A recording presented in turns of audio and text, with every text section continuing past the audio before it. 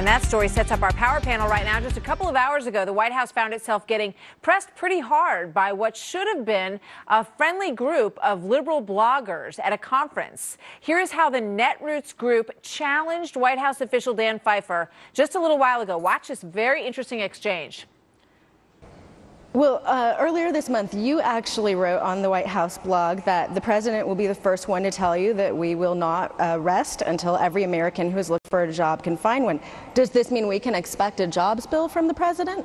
Well, what you can expect is the president has put forward a number of initiatives to create jobs for people just like Brooke that have not been acted on yet, including, as I mentioned, the infrastructure bank, including a proposal that would put people in both high-skill, medium-skill, and low-skill jobs, creating a national wireless program in this country, significant investments in clean energy and infrastructure, additional tax incentives for small business so people can start small businesses and hire people like Brooke.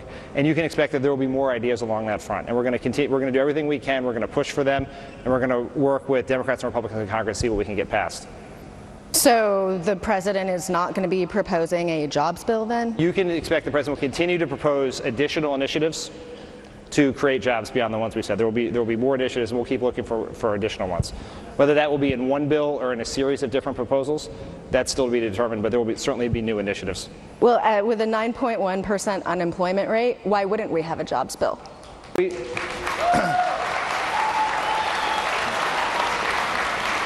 All right, you get the idea, okay? And it went on like that. Not a friendly situation there. Andrea Chintaros joins me now. She's conservative columnist and Fox News contributor. Kimberly Guilfoyle, Fox News legal analyst, and China Okazi, social commentator for ChinaOkazi.com. Welcome, ladies. Interesting, you know, that should have been and would have been a year or two ago. Very friendly back and forth. Well, I think the far left has always been upset that President Obama didn't make the stimulus bigger. I think they're upset that he hasn't done more, right. He hasn't spent more. And look, I think the political reality is there's just not the appetite in Congress to pass another jobs bill. It wouldn't, the way the left wants it, the Daily Kos blogger wants it, it wouldn't make it out of the House, and it would probably barely pass the Senate. So I do think they have a point, though, and this has been the collective chorus from the left and the right. You see David Gergen grilling Robert Gibbs after the debate this week. What's the plan now? I mean, we tried it your way. The stimulus failed. Cash for clunkers failed. What's the plan? Stan, he's a man without a plan. So I think and it goes to, you know, there's a lot of different areas that there's some growing sort of uncomfortableness between the far left and the president. I saw one, piece this morning that said President Obama is not their boyfriend anymore, which I thought was interesting. I don't know if that's the case. I think President Obama has always welcomed criticism from the left and the right. That's why he won.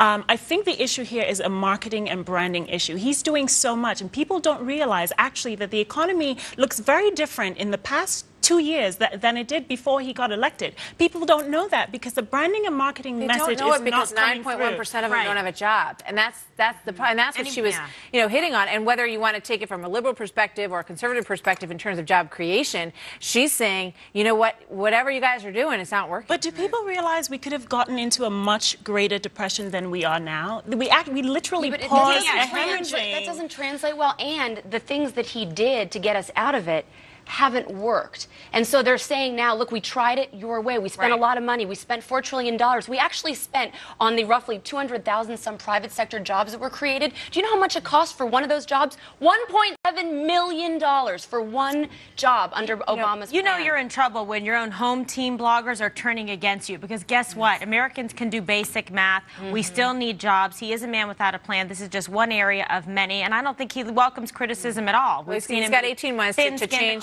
a lot of people's minds about it, both on the left and the right. Let's take a look. This kind of goes to the same point in some ways. Let's take a look at this poll that came out from Rasmussen. It's really interesting. It says that the gap between Americans now and politicians is as wide as it was during the Revolution in terms of how the colonists felt against the British. Okay, 45% say, yeah, I agree with that. I would say that the gap is as wide now as it was during the American Revolution. That floors me. Yeah.